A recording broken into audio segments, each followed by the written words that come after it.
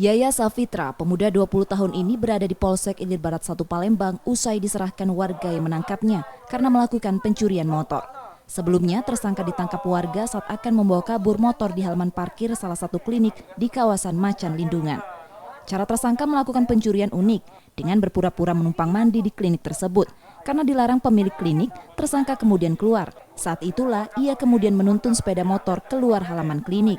Namun aksi tersangka digagalkan warga. Saat dimintai keterangan polisi, tersangka diduga dalam pengaruh narkoba.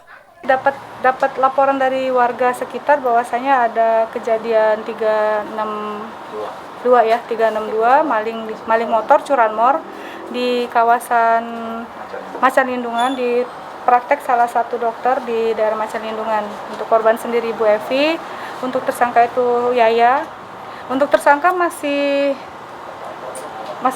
dimintai keterangan, masih dikumpulkan bukti dan keterangannya, tapi untuk pasal sendiri itu sudah mencukupi untuk dikenakan pasal 362.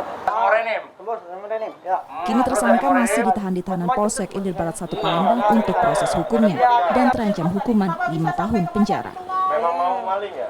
Enggak. Reski Oktora, Niklas Delvansia, Kompas TV Palembang, Sumatera Selatan.